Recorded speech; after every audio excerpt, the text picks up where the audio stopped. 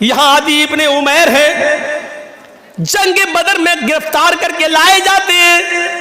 आदि इब्ने उमैर है, गिरफ्तार करके लाए जाते हैं, पकड़ के लाए जाते हैं, पैरों में बेड़ियां डाल दी जाती हैं।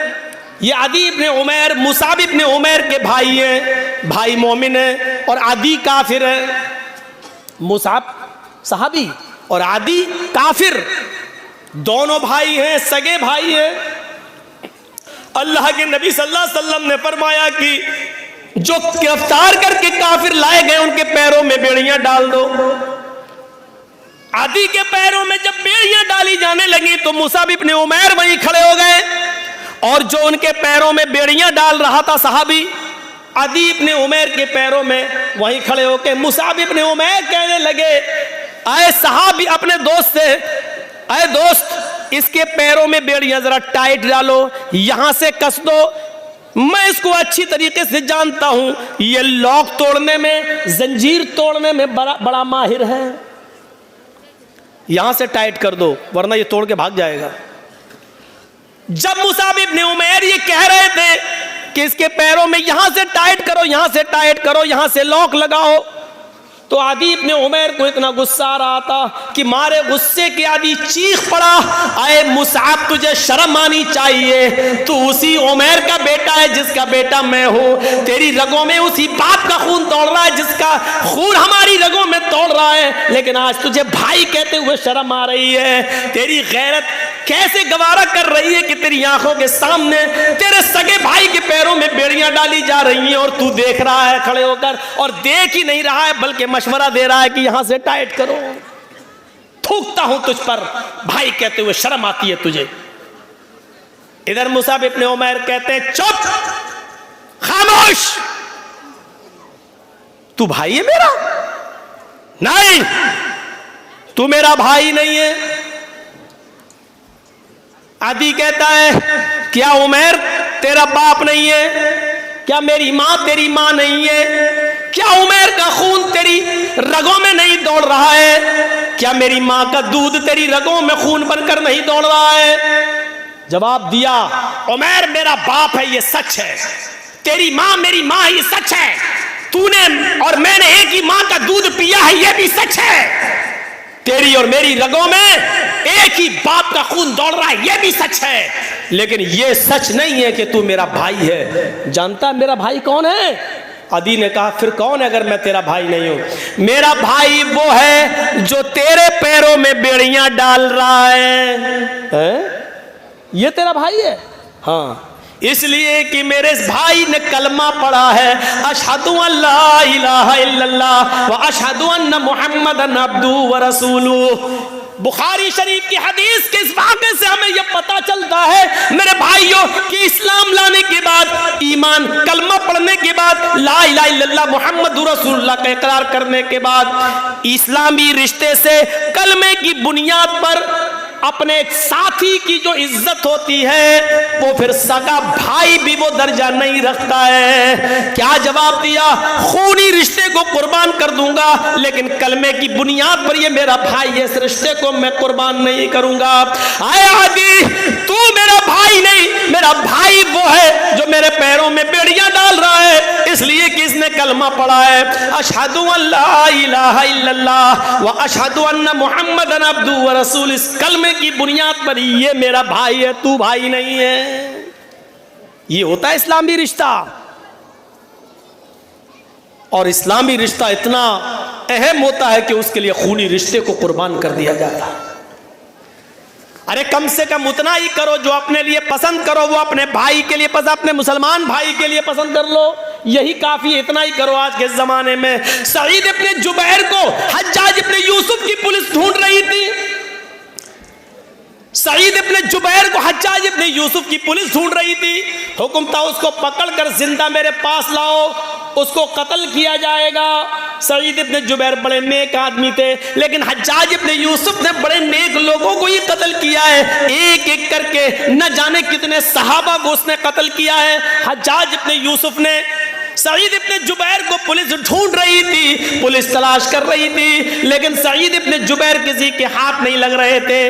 रात को वो बहुत सी दूरी तय करके यूसुफ की सल्तनत से निकलना चाह रहे थे, उसके मुल्क से बाहर भागने की कोशिश कर रहे थे ताकि मेरी जान बच जाए। लेकिन रात का वक्त था, अंधेरे में फायदा उठाकर वो जाया करते थे और जब सुबह होती थी तो कहीं पनाह ले लिया करते थे ताकि हज्जाज इब्न यूसुफ की पुलिस हमको न पकड़ ले। एक दिन रात को ईशा की नमाज के बाद किसी मुसलमान के घर वो खाना खाने के लिए रुके थे और मुसलमानों ही में से किसी ने जासूसी कर दी। हज्जाज इब्न यूसुफ की पुलिस को बता दिया कि सईद इब्न जुबैर फला आदमी के घर रुके हुए हैं और रात का हिस्सा गुजरने के बाद वो इस घर से निकलेंगे और वो फिर भागेंगे। हज्जाज इब्न यूसुफ की पुलिस आती है और ईशा की नमाज के बाद उस घर पे छापा मारती है। सईद इब्न जुबैर पकड़ लिए जाते हैं। अब बताता हूं जासूसी किसने की? अपनों ने। अपने ही जासूसी करते हैं। लॉकडाउन के मौके पर आपने देखा होगा हमारे उत्तर प्रदेश में तो वही हाल था, जब हर चीज़ का गोश्त बंद था, कुछ नहीं ले सकते थे और चोरी छुपे कोई अगर भैंस काट लेता था तो अपने ही लोग जासूसी करते थे, फलां के घर में भैंस हुई है, और पुलिस आकर छापा मारती थी। जितने की भैंस नहीं उससे ज़्यादा जुर्माना वसूल करती थी। अपने ही जासूसी करते हैं। इनाम का लालच होगा, इतना मिलेगा। सईद इब्न जुबैर पकड़ लिए जाते हैं और सईद इब्न जुबैर को हज्जाज इब्न यूसुफ के पास लाया जा रहा है। लेकिन जहां पकड़े गए वहां से हज्जाज इब्न यूसुफ इतना दूर है कि वहां तक जाने में 1 हफ्ता लग जाएगा। घोड़े पर, ऊंट पर बैठकर सफर किया जाए तो 1 हफ्ता लग जाएगा। कितना? 1 हफ्ता। लेकिन चल रहे हैं। नमाज का वक्त होता, वो नमाज पढ़ते। सफर में रोजा माफ है लेकिन सईद इब्न जुबैर सफर में भी रोजा रख रहे हैं क्योंकि उनको मालूम हो चुका है कि अब मेरी मौत का वक्त करीब है। हज्जाज के सामने मैं लाया जाऊंगा और मुझे कत्ल कर दिया जाएगा। लिहाजा वो दिन में रोजा रखना शुरू कर दिए। जहां पुलिस वाले आराम करने के लिए रुकते वो वहीं नमाज पढ़ना शुरू कर देते और नफली इबादत करना शुरू कर देते हैं। सईद इब्न जुबैर की इबादत पुलिस वालों को बड़ी पसंद आई, उनका अखलाक बहुत पसंद आया। हज्जाज किन दोनों पुलिस वालों ने 3 दिन के बाद कहा, देखो सईद इब्न जुबैर बड़ा नेक आदमी है, अगर इसको हम हज्जाज के पास ले जाएं तो हज्जाज इसको कत्ल कर देगा। बेचारा बच्चों वाला आदमी है, बीवी बच्चे इसके महरूम हो जाएंगे और हज्जाज को क्या मालूम कि हमने इसको पकड़ा है। ऐसा करो, इस बेचारे को छोड़ देते हैं, ये नेक आदमी है, अच्छा आदमी है। हज्जाज तो जालिम है, वो इसको कत्ल कर देगा।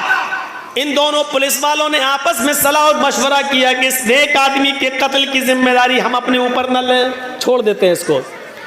ये दोनों पुलिस वाले सईद के पास आए, कहने लगे, सईद इब्न जुबैर, आए सईद इब्न जुबैर, तुम्हारी इबादत ने, तुम्हारे अखलाक ने मेरा दिल मोह लिया है।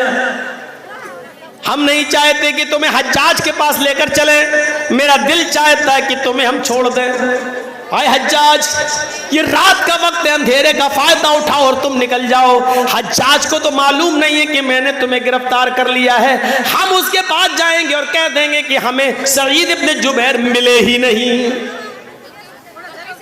सईद इब्न जुबैर ने कहा, तुम्हारी बड़ी मेहरबानी, मैं कसीरुल अयाल हूँ, मेरे बच्चे ज़्यादा हैं, मेरी बीवी है, बच्चों का बोझ है मेरे ऊपर, अगर तुम मुझे छोड़ रहे हो तो ये तुम्हारा रहमो करम है मेरे ऊपर। अच्छा है, छोड़ दीजिए भाई, मैं आपका ये एहसान कभी भूलूंगा नहीं। उन्होंने कहा, एहसान की क्या बात है, आप मुजरिम नहीं हैं, हज्जाज आपका दुश्मन है, वो आपको कत्ल करना चाहता है। जाओ, आए सईद, मैंने तुम्हें छोड़ दिया है, जाओ चुपके से, जाओ, निकल जाओ। सईद इब्न जुबैर बड़े खुश होते हैं कि मुझे हज्जाज के पुलिस वालों ने छोड़ दिया। लेकिन उनकी खुशी ज़्यादा देर तक न रही। वो थोड़ी दूर तक आगे गए होंगे, जैसे यहाँ से मौज़मपुर बस आपका स्टैंड, 1 किलोमीटर तकरीबन गए होंगे, मुश्किल से 1 किलोमीटर गए होंगे। और जाने के बाद वहाँ कुछ सोचने लगते हैं और सोचकर फिर वहाँ से वापस आते हैं। 1 किलोमीटर गए लेकिन कुछ उनके दिमाग में आया और वहां से सोचकर वो फिर लौटे आए और लौट कर आने के बाद उन दोनों पुलिस वालों के पास आ गए और कहने लगे, अरे हज्जाज इब्न यूसुफ के पुलिस वालों, मुझे हज्जाज के पास ले चलो, मैं भाग कर छिप कर भागना नहीं चाहता, मुझे हज्जाज के पास ले चलो। पुलिस वालों ने कहा तुम्हारा दिमाग खराब है सईद, हज्जाज तुम्हारी जान का दुश्मन है, तुम्हें कत्ल कर देगा। कहा वो मैं जानता हूं कि वो मुझे कत्ल करेगा, फिर का इसके बावजूद मैं उसके सामने जाना चाहता हूं। पुलिस वाले कहते आए सईद बेवकूफी मत करो, मैंने तुम्हें छोड़ दिया, फिर तुम क्यों आए। सईद इब्ने जुबैर रोते हैं और रोते हुए कहते हैं आए पुलिस वालों, तुम्हें नहीं मालूम जिस आदमी ने मेरी जासूसी की और तुम्हें यह बताया कि मैं इस घर में छिपा हूं, वो तो कहीं ना कहीं से देख ही रहा होगा, उसको तो ये मालूम ही होगा कि तुम दोनों ने मुझे गिरफ्तार कर लिया है, मुझे पकड़ लिया है। वो आदमी हज्जाज को ये खबर दे देगा इन दोनों पुलिस वालों ने सईद को गिरफ्तार कर लिया। आए पुलिस वालों, अगर हज्जाज को ये पता चल गया कि तुमने मुझे पकड़ लिया था और फिर छोड़ दिया तो मैं तो बच जाऊंगा, लेकिन फिर तुम्हारा हश्र ये होगा कि तुम दोनों को खूनी चमड़े पर लिटाकर बिठाकर तुम्हारी गर्दनों को उड़वा देगा। और मैं ये नहीं चाहता कि मेरी जान बच जाए और मेरे बदले में तुम दोनों की जान चली जाए, मेरी गर्दन महफूज रहे और तुम दोनों की गर्दनें कट जाएं। अल्लाह के नबी ने फरमाया जो अपने लिए पसंद करो वो अपने भाई के लिए पसंद करो, और जो अपने लिए पसंद ना करो वो अपने भाई के लिए पसंद ना करो। जब मुझे अपनी गर्दन अपने लिए कटाना पसंद नहीं है तो अपने वजह से, मेरी वजह से तुम दोनों की गर्दनें कट जाएं, ये मुझे कैसे पसंद हो सकता है।